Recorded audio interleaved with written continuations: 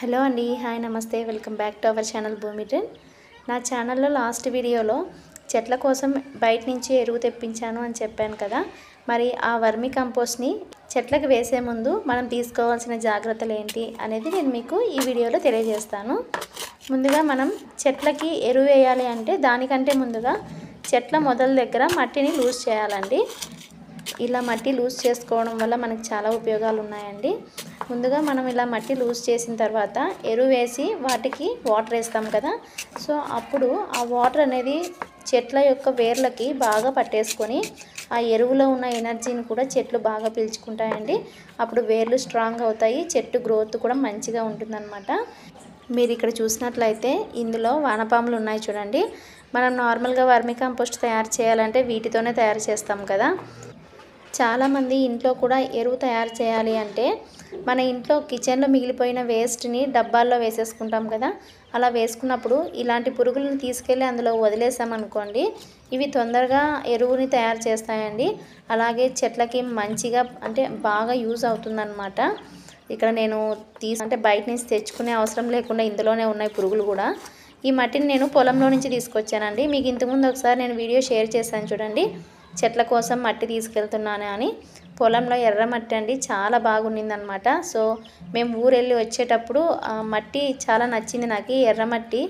అందులో పొలాల్లో ఉండే మట్టి చాలా ప్యూర్గా ఉంటుంది కదా. సో అందుకోసమని నేను చెట్ల కోసం అప్పుడు తీసుకొచ్చి వేశాను.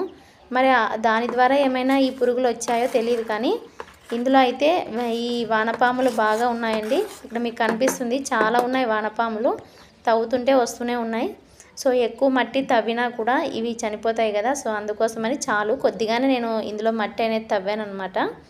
ఇప్పుడు ఇందులోకి మనం వర్మీ కంపోస్ట్ని వేసేసుకొని ఒక్కసారి అలా కలిపేసుకొని వాటర్ వేసుకోవాలి.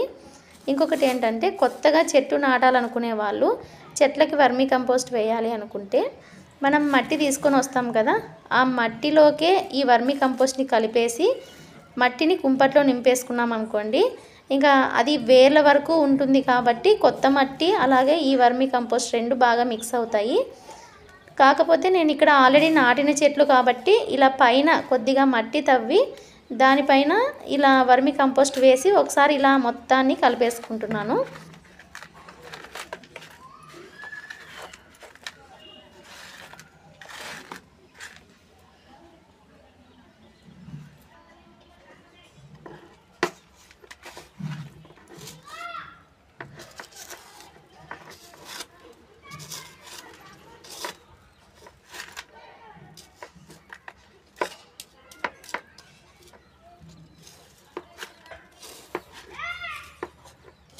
ఓకే అండి, మరి చూసారు కదా, చెట్లకి ఎరువు వేసే ముందు ఎలాంటి జాగ్రత్తలు తీసుకోవాలనేది నేను మీకు ఈ వీడియోలో క్లియర్గా చెప్పాను.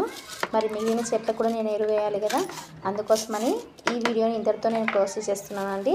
ఈ వీడియో మీకు నచ్చితే లైక్ చేయండి, షేర్ చేయండి. అలాగే కొత్త వాళ్ళు ఎవరైనా ఫస్ట్ టైం నా వీడియోస్ చూస్తూ ఉంటే please subscribe my channel. Thanks for watching.